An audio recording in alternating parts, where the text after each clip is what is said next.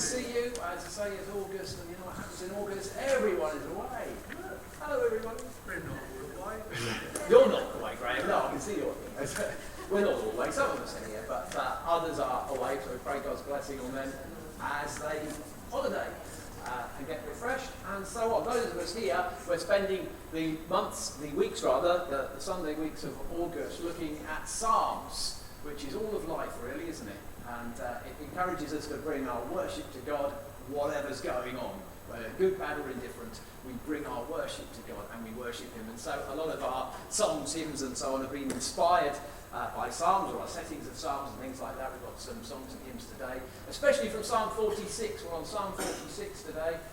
You'll know Psalm 46. It's one of the popular ones. It's really encouraging. It's really good. And my prayer is actually this morning that we'll be open to God and allow Him to minister to us in the hard places of our lives, in the difficult moments, the stuff that doesn't go right, that He will be our strength. He will be our refuge. We're going to sing a couple of songs that are from different psalms, though, as we start. I'm going to invite you to stand, and I know there's not many of us, but we'll do our best with this today. All right, we're going to do our best. So we're going to stand. If you're able to stand, please stand. And we're going to sing, first of all, Praise in Your Heavens, and all that is within. We join together with all creation to worship God, great in power.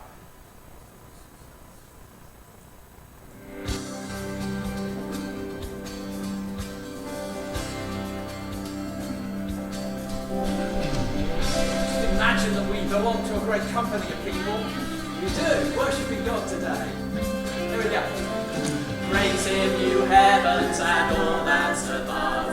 Praise Him, you angels and heavenly hosts. Let the whole earth praise Him. Praise Him, the sun, moon and bright shining stars. Praise Him, you heavens and waters and skies. Let the whole earth praise Him. Praise in power, praise in glory, praise in mercy, King from heaven, praise in battle, praise in wonder, praise in Zion, King over all the earth. Sing it again. Praise Him, you heavens and all that's above. Praise Him, you angels and heavenly hosts. Let the whole earth praise Him. Praise Him, the sun, moon and bright shining stars. Praise Him, you heavens and waters and skies. Let the whole earth praise Him. Praise in power, praise in glory, praise in mercy, the King of heaven, praise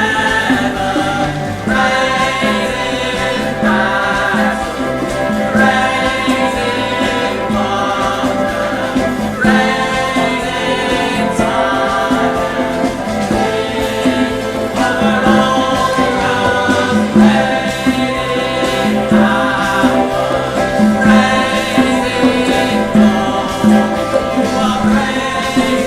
praise in mercy, the King of heaven, praise in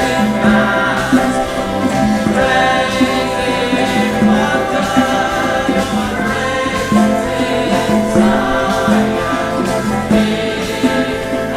all the earth. God, we acknowledge you to be great.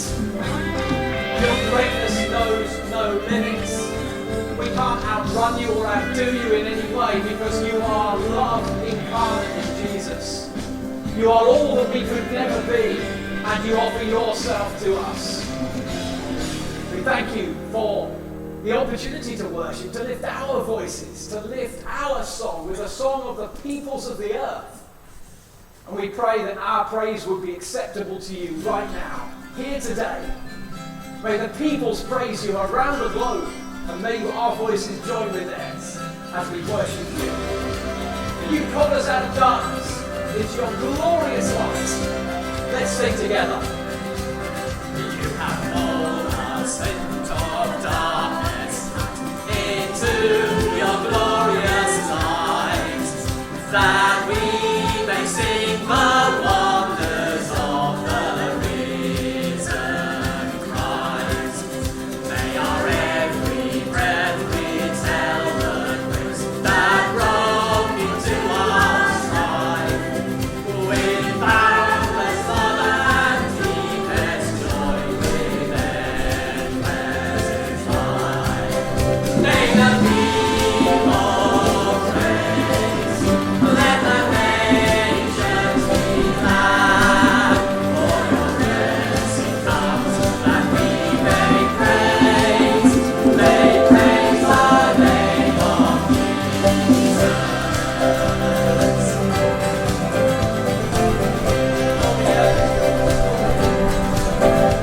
The earth is yours and all within, each harvest is your own, and from your hand we give to you to make Christ known. May the seeds of mercy grow in us for those who have not heard. May songs of praise with voice of praise do sing your word. May the people praise you, let the nations be glad, for your blessing comes, that we may praise the name of Jesus.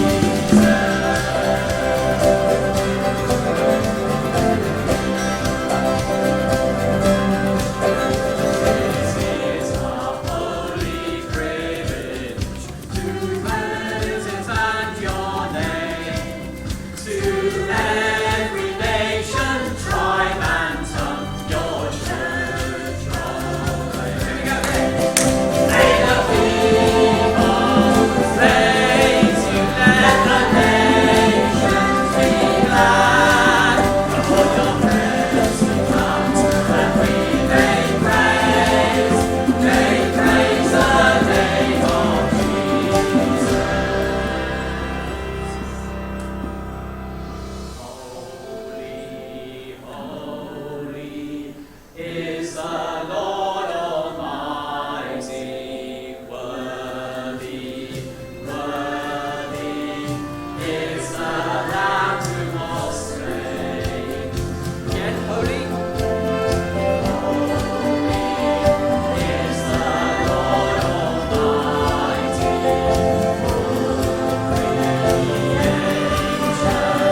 Praise your glorious name. May the people praise, may the nations be glad, for your blessing comes, that we may praise the name of one more time. Let the people, let them praise you, O Lord, let the nations be glad, all your blessing comes, that we may praise the name of Jesus.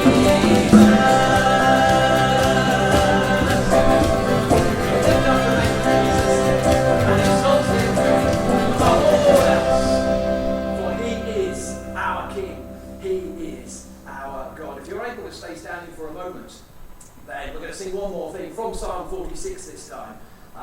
And it's a setting just of the psalm. If you need to sit down, it's fine. But God is our strength and our refuge, the very present help in times of trouble. It's the one that's set to the Dam Busters tune. So remember the tune. Incidentally, if you're a little game while we're worshipping, you can always say, well, what psalm was that from then? Do you recognise which psalm inspired that bit or that bit of the song? substances, but we're going to do this.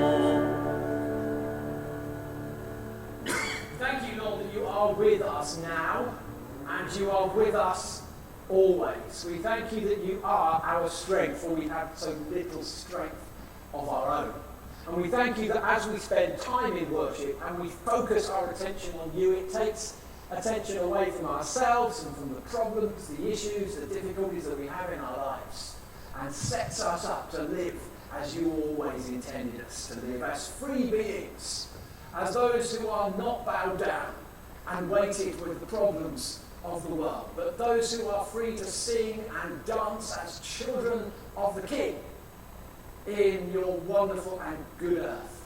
We come now and remind ourselves of the work of your hands around us, of the people that you have made, and we join with them to praise you.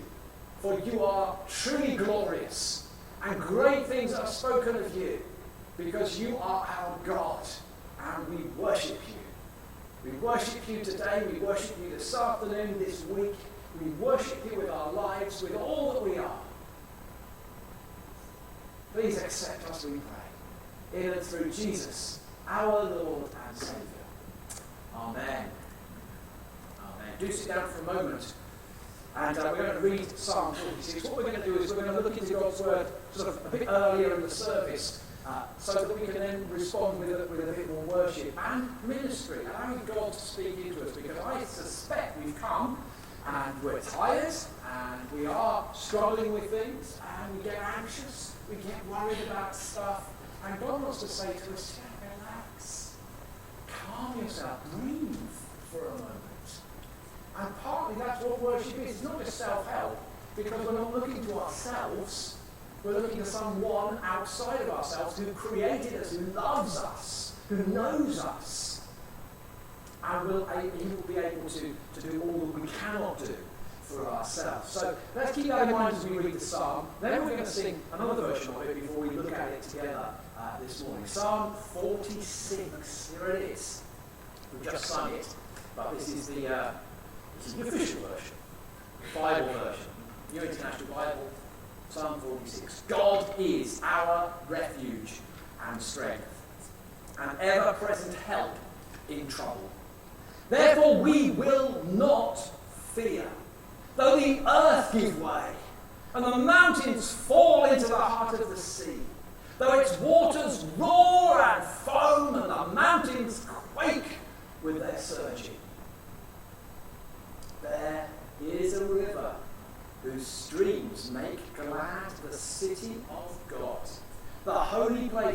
Most High dwells. God is within her. She will not fall. God will help her at the break of day. Nations are in uproar. Kingdoms fall. He lifts his voice. The earth melts. The Lord Almighty is with us. The God of Jacob is our fortress. Come and see what the Lord has done. The desolations he has brought on the earth. He makes wars cease to the ends of the earth. He breaks the bow and shatters the spear. He burns the shields of chariots with fire. He says, be still and know that I am God. I will be exalted among the nations. I will be exalted in the earth. The Lord Almighty is with us. The God of Jacob is our fortress. These are stirring words. I have to remember it's poetry, and that doesn't mean it's not true. It just means that we don't need to take everything completely literally, which we'll find out in a moment, because there isn't a river going through Jerusalem, for instance, which is what the psalm would imply. But it's about the strength of God and the refreshment and the empowerment that he brings to us. And people have written versions of this psalm for years and years and years. Indeed, Martin Luther himself, the great reformer, 400 odd years ago, wrote a version of this hymn. A mighty fortress is our God. It's got a grand old medieval tune to it, which is quite difficult to sing. But some of you here will know it of old. It's been jazzed up a little bit. If you're able to stand, we're going to sing it. And if you can't remember how this tune goes, don't worry. It is a very old tune, and those of us who have been knocking around churches will have sung it before, I think. The words are therefore a bit old-fashioned, but sometimes that's good. You just try to, as we're going through, look at these words of what it's saying. It personifies all our enemies, everything that's against us, as the work of the evil one, and says that God is stronger, and we have nothing to fear. It's a grand old hymn, and some words are great. Let's stand together and see if we can manage to at least try to sing some of it, shall we? There we go. If you're able to stand, then please do. Mighty fortress is our God.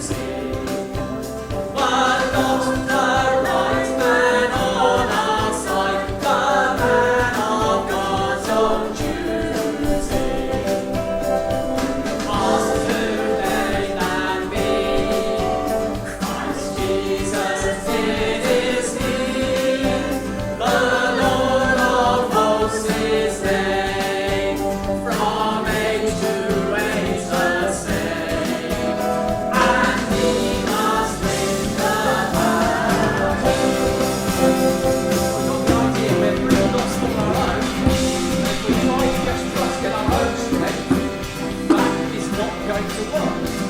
But we have someone on our side that God has sent us, that man, Jesus Christ, who is God in human form. So we can trust in him.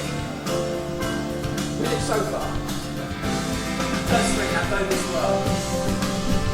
And though this world with devils filled should threaten to undo us, we will not fear, for God has willed his truth to triumph through us. The reins of darkness break, we tremble not for him, his grace we can endure, for no resistance is sure, but his comfort shall He may be powerful, but God is infinitely more powerful and has won the victory in Jesus. That word above all earthly powers is evermore abiding. The Spirit and the gifts are ours through Jesus with us signing. Goods and kindred go. We don't need all that.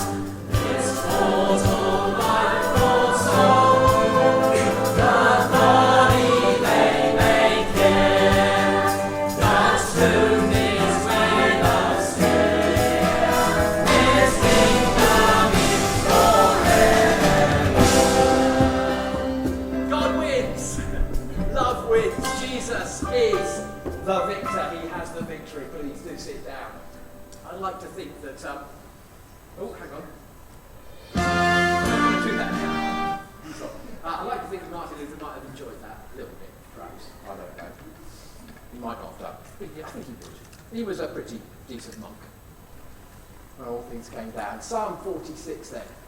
A favourite of anybody's? Anyone like Psalm 46?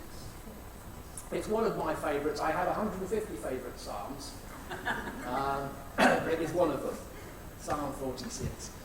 You remember, some of you, and we have talked about this before, one of the most famous broadcasts of the 20th century on radio, long before TV and cinema, well, cinema was going, but TV hadn't really got going. 1938, on the radio on BBC, Orson Welles did a version of The War of the Worlds. Wasn't around at the time, and even if you were, you might not remember it. But it was such a realistic dramatisation. It caused over 1 million Americans, it wasn't the BBC, it was America, it was 1 million Americans panicked because they thought it was actually happening, that the planet had been invaded by extraterrestrial beings, by Martians. Hundreds of thousands of people threw bread and blankets and babies into cars and fled. If you've ever seen the modern version of War of the Worlds with Tom Cruise, that kind of scene, people was packing up and going. That's what was happening, 1938.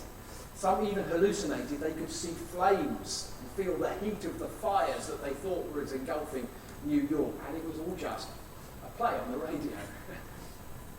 Not as well known as that, but something similar happened in Britain, this time a bit earlier, in 1926. This was on the BBC, a radio drama. It was meant to be funny.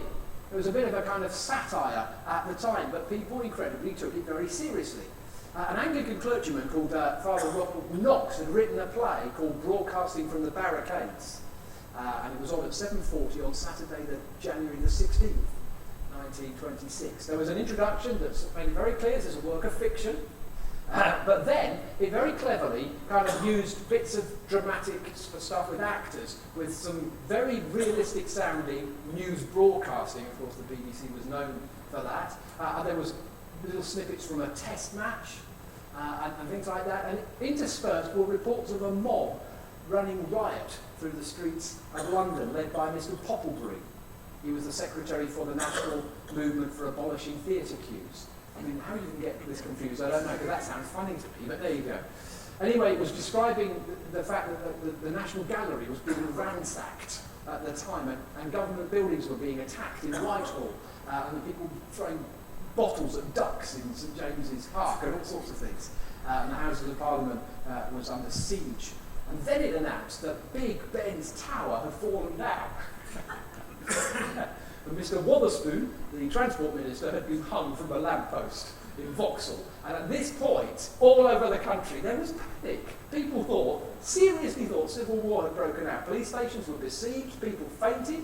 The wife of the Lord Mayor of London was greatly upset because she couldn't get in contact with her husband to inform him of, quote, the rising tide of red revolution in the streets of London.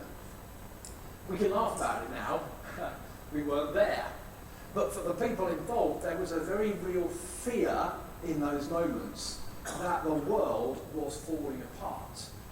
The world has come to an end. Now, without being political, there are people around today who are just wondering what the future is for various parts of the world, including our own, with lots of uncertainty around. It's a very real thing, isn't it? This fear. What if the world should collapse? What if our way of life should collapse? We have a few moments where two electricity generating things go off for a moment, and the national grid has to cut electricity, and people are up for what's going on? A momentary blip. But then people start to think, well, what if that happened more permanently? What will we do? Our way of life begins to fall apart. It's very easy to evoke fear in the minds of people. It's not hard to scare people, and that includes ourselves sometimes when we start to think along these lines. And for most of us, it's not just the fears that are out there, what's going to happen. Revolutions, wars, and so on. Or even thunderstorms and floods. And we've seen a bit of that, or the threat of it at least. It's our inner fears as well, isn't it? It's the things that get us inside as well as outside that can rage and hold us hostage and prevent us from living. What are the top 10 fears? It depends what you look at, doesn't it? The one list I looked at said the number one is speaking to a group. So I'm terrified at the moment. Hell. In fact, one I don't struggle with for some reason. I don't understand why, because I quite prefer to sit in the corner with a book. But there we are, that's me. But a lot of people, nearly half of people interviewed said that would be a top fear for them, having to stand in front of a group of people and speak. But then there's lots of other fears. There's heights, there's insects, financial problems. You could go on, couldn't you? You could tell me some of yours, perhaps. Is there any good news? We're coming to it, Anne. Patience. We're going to get there. I'll paint the picture first. Because that's what Psalm 46 does. It gives us that picture, doesn't it? We're going to go through it in a moment just with 2 or 3 points from it. It talks about the world falling apart. You know, the whole thing in tumult. One of the great tragic marks of life in a fallen world is that because we are now not naturally in the presence of God and the peace that was created in that sort of Genesis story in the Garden of Eden, that relationship we have with the Father, it's fallen down. One of the hallmarks of our experience of life is fear and anxiety. We live with it. In fact, one of the first things that God said, that Adam said to God, one of the very first things he said, after God had found out that they'd taken the fruit of the tree, Adam says to God in Genesis 3, I heard you in the garden, and I was afraid. Why is he afraid of the one who loves him and the one who's made him? We've fallen out of relationships. Sin enters our world, but fear enters our world. And many of the Psalms urge us, in the face of that, to trust. Trust isn't an easy thing. It's not a thing that comes naturally to us. It's not something that we are geared up for. We have to work at it, and that's why so many of them encourage us to do exactly that. We need to work at it a bit. They encourage us in a world of fear that we trust God. And that's exactly what Psalm 46 does in 3 verses. There are 3 verses in the Psalm, if you it's not broken up like that normally, but you can see 3 distinct verses. Because all the songs are songs of Korah, the sons of Korah, if you read the top of it there.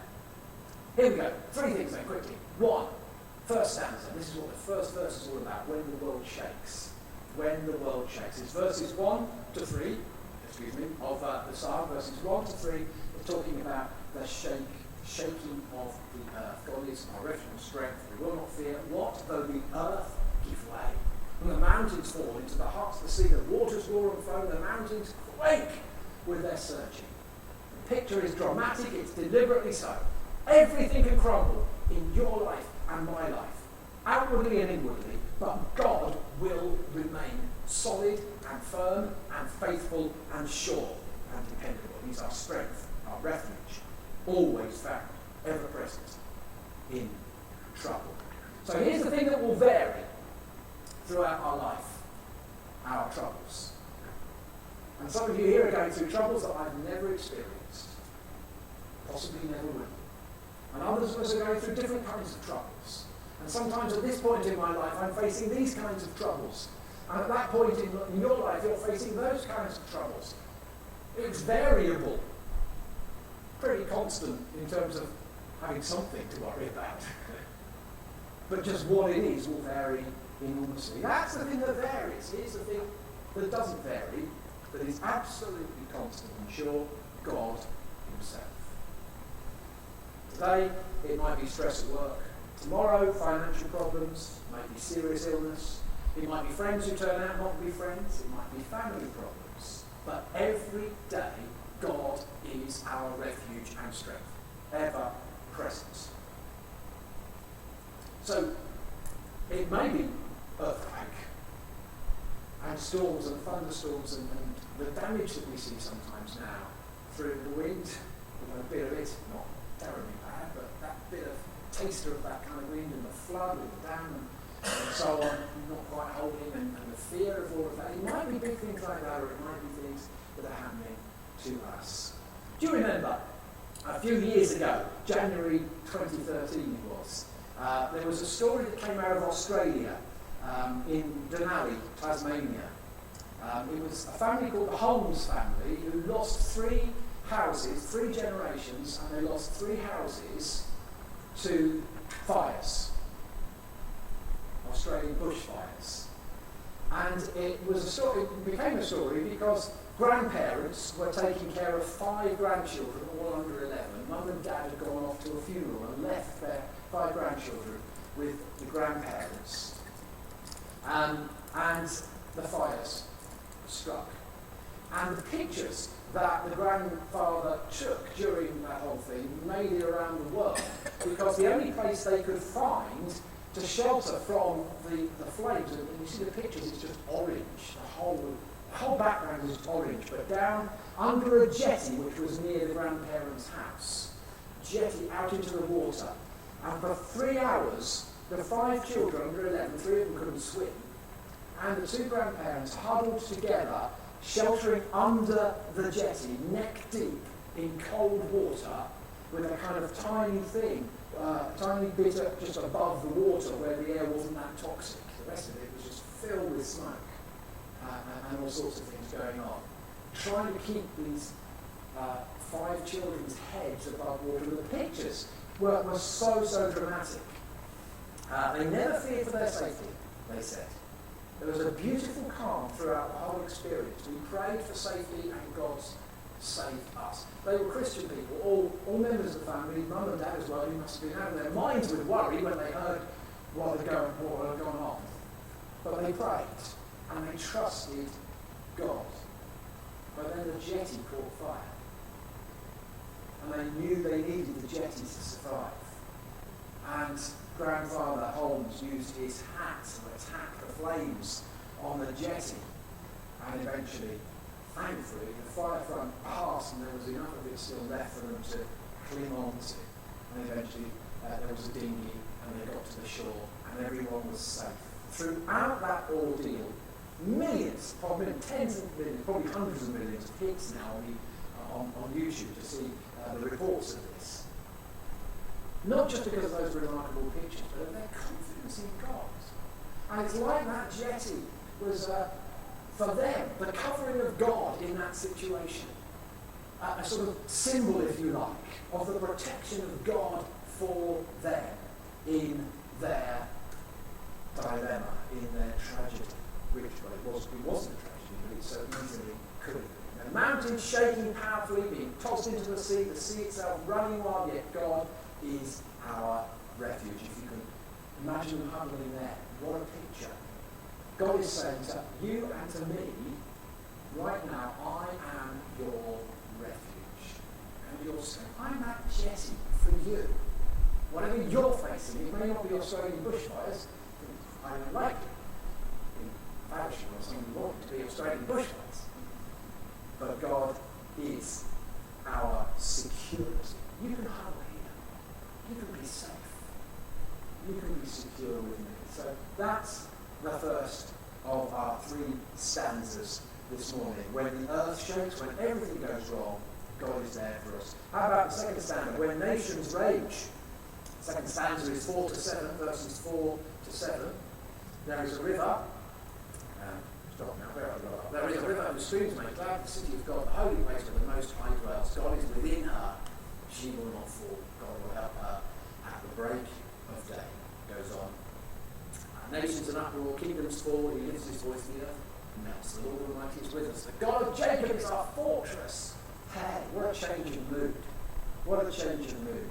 If Psalm 46 was a symphony, then the first movement was a loud movement. Crashing drums and cymbals, violins playing full, trumpets and trombones blasting out full throttle, conducting wildly waving. The mountains shake, the waters foam. But then the second stanza, it's a bit quieter.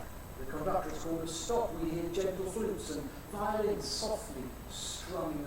The harps are delicately plucked. The mood has changed. And now we think, in the midst of chaos, about the strong and secure city of God. There is a river, a raging torrent, but a gentle pastoral sea, the river of God, a peaceful flowing river. Of course, we said there is no river running through the streets of Jerusalem. This is poetry, but it's a picture of peace and prosperity. Water brings life. It's a picture of the Lord watching over his people, but also meeting the needs of his people. Around them, nations rising and falling, raging and toppling. The context is hostile, still, angry, yes. Kind of like the world, isn't it, when we look at our nations and falling out with one another, but this city, in the heart of everything, is at peace. Where we find peace, it's peace with God that really matters. God is in the midst. She will not fall. She will not be affected by any of these things. It's amazing when you meet people, isn't it, who are like that.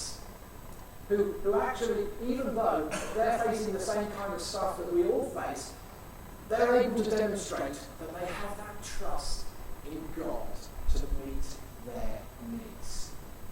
And we can all be like that. There's no good saying we could never do it, because we can. It's not about us. It's about God. It doesn't say, I'm in the midst there. It doesn't put my name or your name in it. It doesn't matter that we're in the picture or not. We are. But what really matters is that God is there. And that's why it's so important that we spend time in our lives making time for God. Because we will rage. We'll be just swept away by everything if we don't allow God the time and space to give us that we need and supply it to us. Heard about a remarkable story of John Patton, who went to Vanuatu, in which the New Hebrides, in when was it? The end of the 19th century, just into the beginning of the 20th century. He went there because he wanted to share the love of Jesus. And he had 40 years of incredible hardship. He lost one wife, 2 children. He was struck down 14 times with fever. The people he lived amongst were fierce. Many were cannibals. Again and again his life was under threat. But he built orphanages and eventually saw people become Christians and live a much more peaceful life. He wrote a diary. Let me read you a quick bit from the diary. A wild chief followed me around for 4 hours with his loaded musket.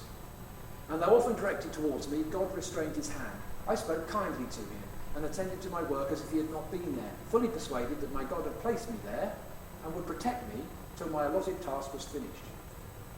Wow. I admire that man's trust in God, don't you? Here's another one. One morning at daybreak, I found my house surrounded by armed men, and a chief intimated that they had assembled to take my life. Seeing that I was entirely in their hands, I knelt down and gave myself away, body and soul, to the Lord Jesus, for what seemed like the last time on earth. He didn't kill him. Here's another one. My heart rose up to the Lord Jesus. I saw him watching the sea. This is another time when they were threatening him. My peace came back to me like a wave from God. I realised that I was immortal till my master's work with me was done. The assurance came to me as if a voice out of heaven had spoken that not a musket would be fired to wound us, not a club prevail to strike us, not a spear leave the hand, not an arrow leave the bow, or a killing stone the fingers, without the permission of Jesus Christ, whose is all the power in heaven and on earth. He rules all nature, animate and inanimate, and restrains even the savage of the southern seas. Or in the words of Psalm 46, the Lord of hosts is with us. The God of Jacob is our stronghold. You know, we have many fears, and amongst them a fear of death. A lot of Christians struggle with that, and then feel that we shouldn't struggle with it. Well, we don't need to. We take all of these things to Jesus.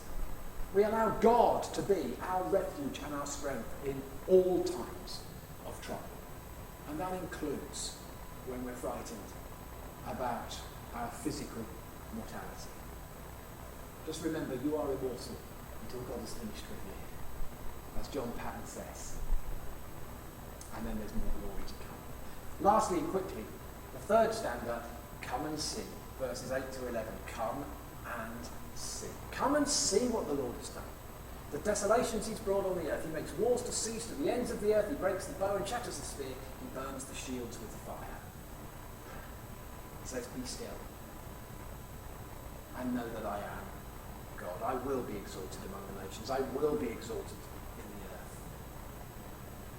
He could have talked about how the earth trembled and Jericho's walls came tumbling down, or the mountains toppled to the sea, the waters of the flood covered the earth in the Old Testament, how the waters roared as Moses parted them, how God gave David victory over his enemies. He could have talked about any of that, but actually he starts to look forward and not back now.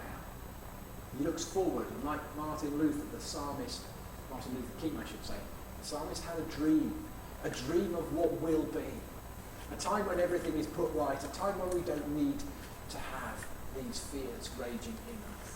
And he invites us to come and see so that we can, in the present, exercise that sense of peace and calm. It's like bringing a bit of the future into now and living in that moment. This great God, amidst the devastation of the earth, will one day make war cease, shattering the spear, the chariot, disarming the bomb, grounding the drone, silencing the automatic weapon. It's a dream that we all dream of.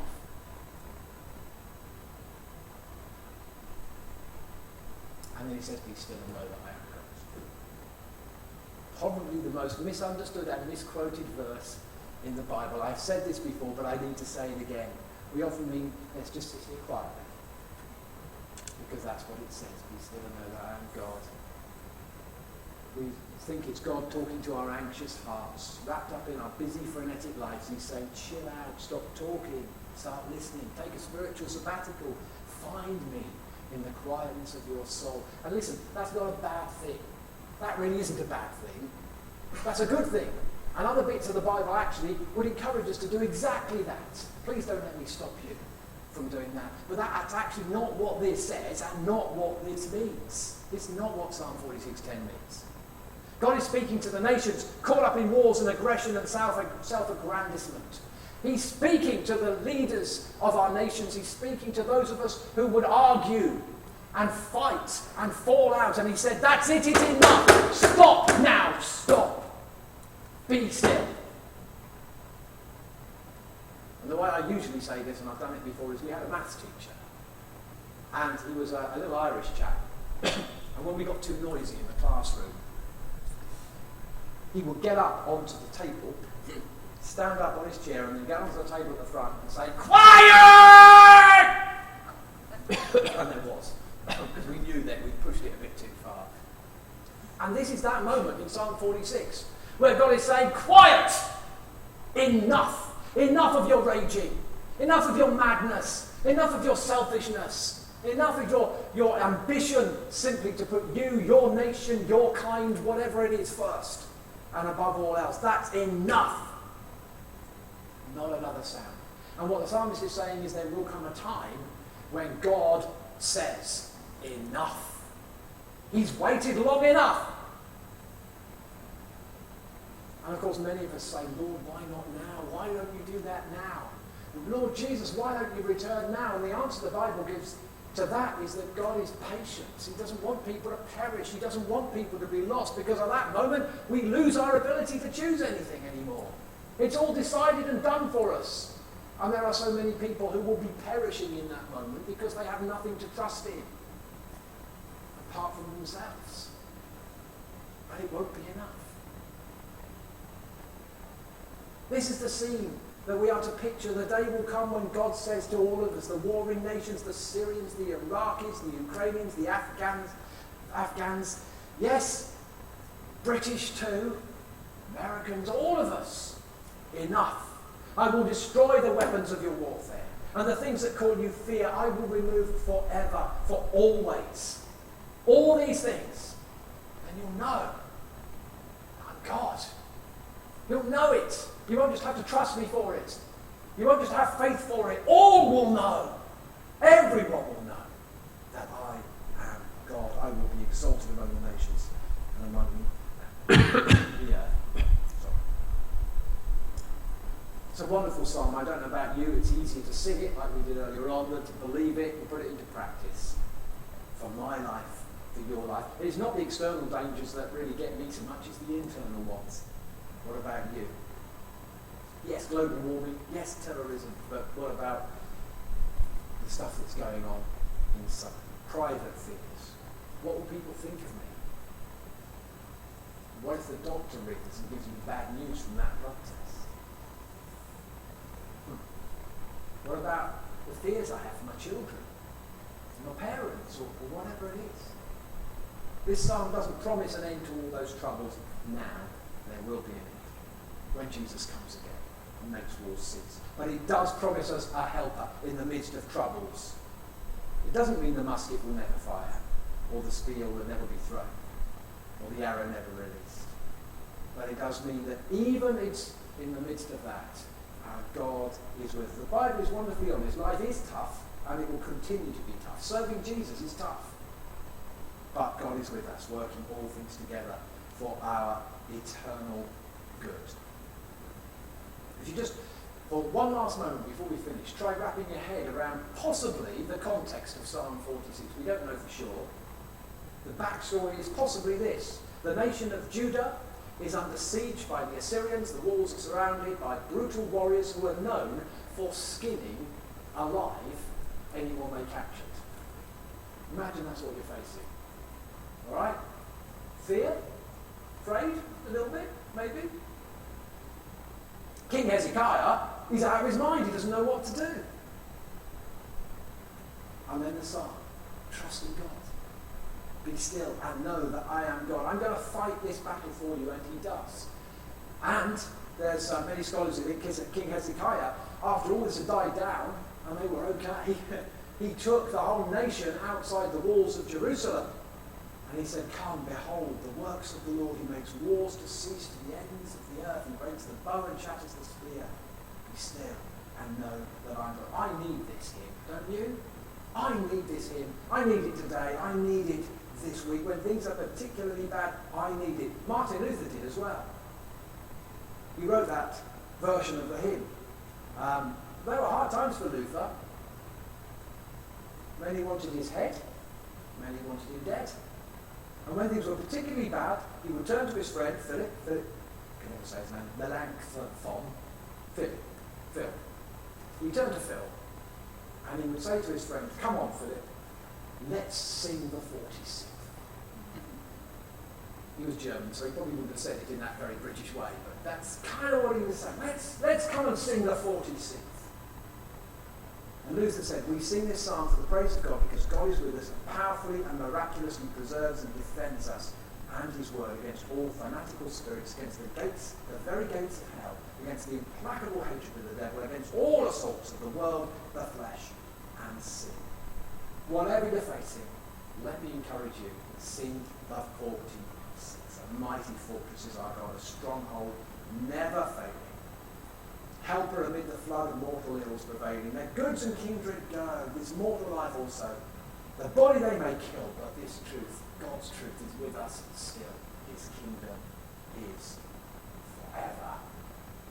We're going to spend a few moments worshipping, just gently, and praying and responding. And I'm going to encourage you to, rather than just rush out, or even grab a coffee, which we'll do in a little moment, 10 or 15 minutes or so, we just want to have a moment when using the words of songs, or if you want to, prayer, and if you want someone to pray with you, there are other folks around who will be delighted to pray with you, I am quite sure.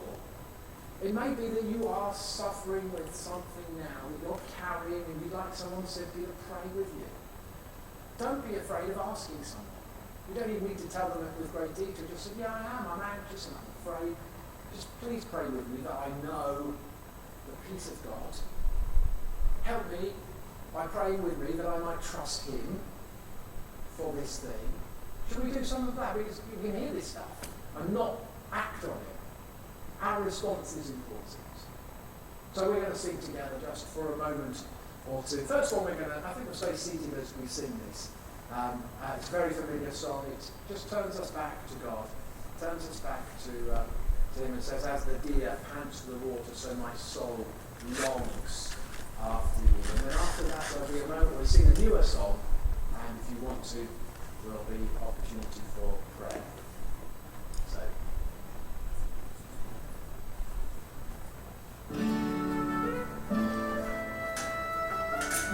So let's just be open.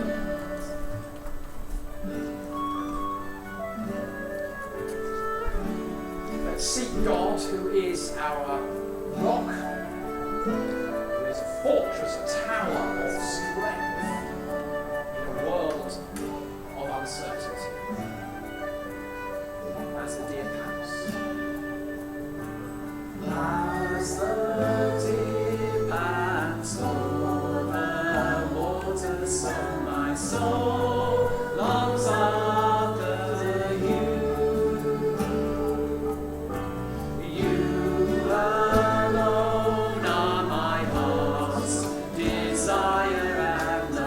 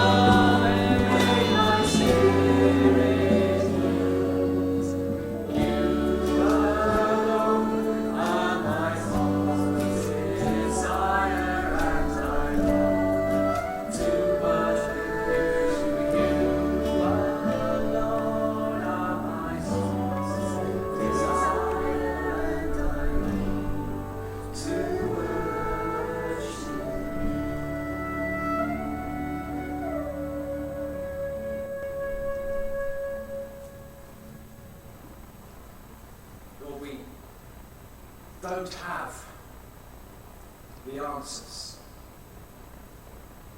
within ourselves. But so often we feel discomforted and unquieted by what is going on in the world and what is going on in our world. But thank you that we can come to you, and you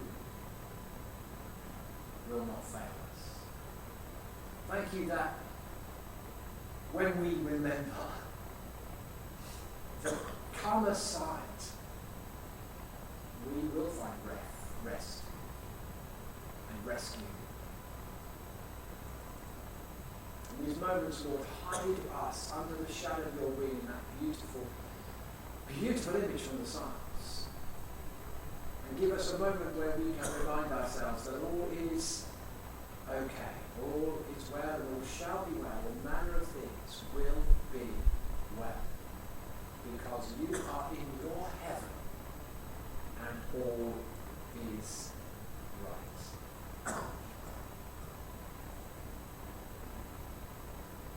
Song that maybe you don't know, some of you will know it, it's not a new song, which picks up the theme of our psalm in the chorus especially.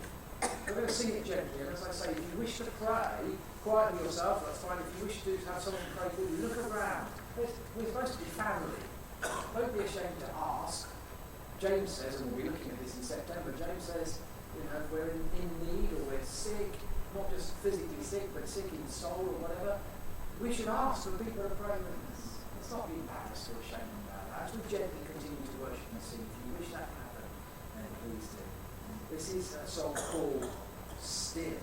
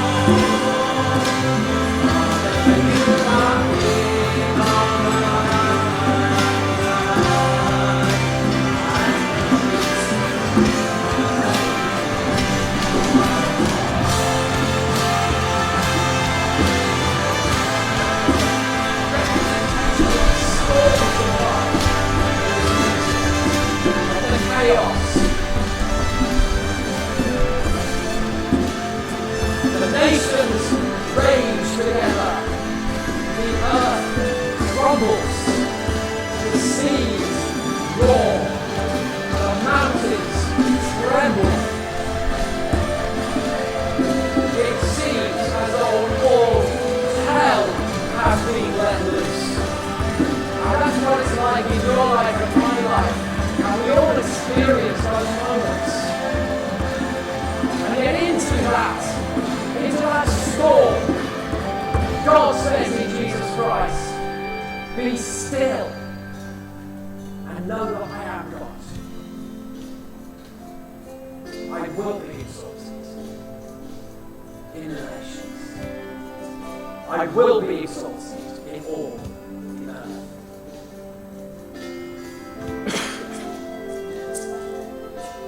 So come to me. Find rest. Sing that again. Find rest. Find rest, my soul, in Christ alone. No is time in quietness and trust. When the oceans rise and thunders roar, I will soar with you above the storm. For you are King of earth and earth. I will be still.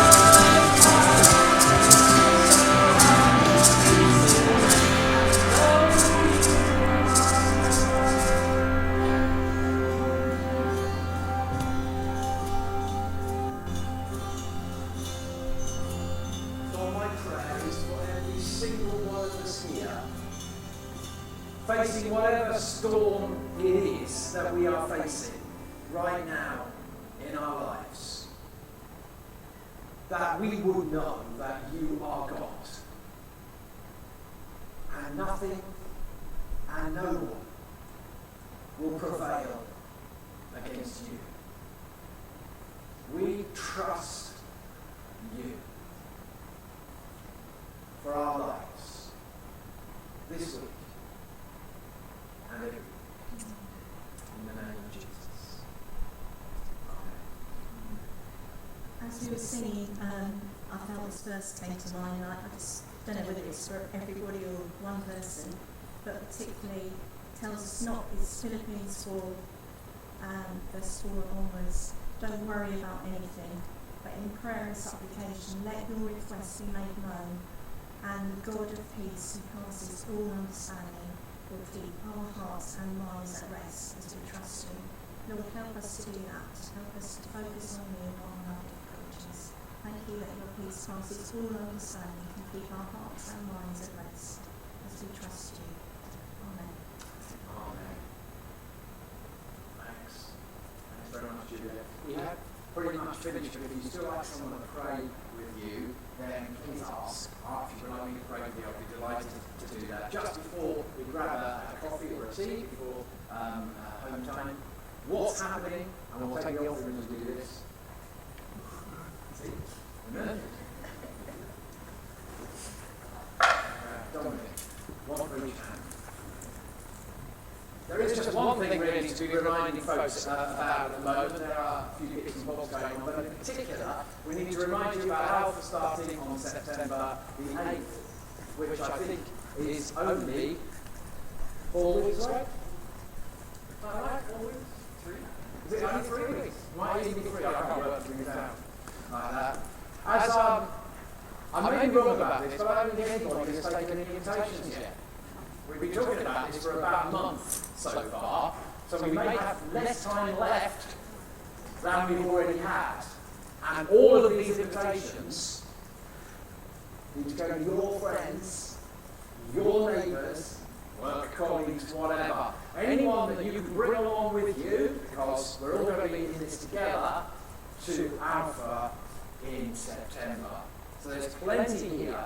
And this week, Sam and Claire will be going up the road to knock on the doors and invite all the church's neighbours, building's neighbours, in St Mary's Road. So I'm just going to pray for that in a moment as they go and do that. If you want to join them, I'm sure they'll be quite happy if you want to join them and help out with that. And just knock on the doors and cheery smile. We're also inviting them to our bum nuts in September as well at the same time. So they've got 2 invitations.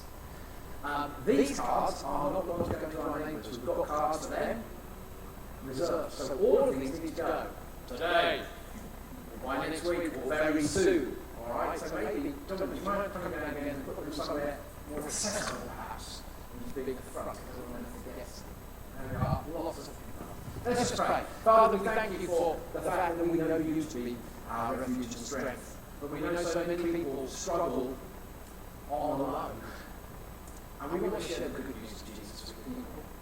And we pray for Alpha as being one way of people exploring who you are, what you've done, and hearing a bit of our story too along the way. We pray for Alpha as it's launched in September here in this church, after a period when we have been using Alpha very much, apart from there and Sam and myself just recently. We pray, Lord, that you will use this in a way that will bring help and hope to people and their lives. But it won't happen unless we, those of us who know you and love you, are prepared to share that with others. So help us to have courage to invite, to bring along people with us as we go through the Alpha course. We pray for our street here as well, St Mary's Road. We want to get to know them better, we want to love them and serve them in the name of Jesus. We pray for Claire and Sam and many others who will be going out this week to represent us as a church family and make that invitation to the people who live on down the road. Lord, this is in your hands, and we're so grateful that it doesn't depend on us, apart from us serving you and doing what you call us to do. So we trust one another, we trust you for one another, and for all of us who will be part of that Alpha course in the name of Jesus. Amen. Amen. Now, that you have got to go. Apart from prayer on Saturday, Hope prayer meeting Saturday 9 o'clock here. If you have a key to the church, it will not work for you after Wednesday, because all the locks are being changed on Wednesday and you'll have to wait to be issued a new key. Just to warn you, don't panic if you turn up and can't get in. It's because the keys are being replaced on Wednesday, or the locks are being replaced on Wednesday. Okay, wonderful. Thank you, Julie, for that verse, which I was going to finish with, but you finished with it before I did, which is great. Wonderful of you to look it up. Do look up where our songs are coming from, which psalm it is, and that's quite fun. And just while you're having coffee, it's just going to be really small, so you won't be able to see it very easily. I'm going to put up on screen the Book of Common Prayer version of Psalm 46. Why, I hear you ask? Why are you doing such a thing? Just a little interesting thing. Miles Coverdale did a lot of work that went into this way back hundreds of years ago. He was a guy who was around William Tyndale and others, coexisting at the same sort of time as one very, very important English language writer. So a lot of our language comes from this kind of wonderful part of our language. I just wonder whether, and this is Psalm 46, whether Miles Coverdale had any help with his translations and his wordings for this version of Psalm 46. Because if you find the 46th word from the beginning and the 46th word from the end, you might find in code someone who might have helped you. They didn't, by the way. I just think it's a bit fun. Alright? So whilst you're having a coffee, if any of you want to work out what the 46th word is and then the 46th word from the end, put them together, that's up to you. Let's go and get some coffee. We'll see you next week Some more sung the Psalms. No one wants to know.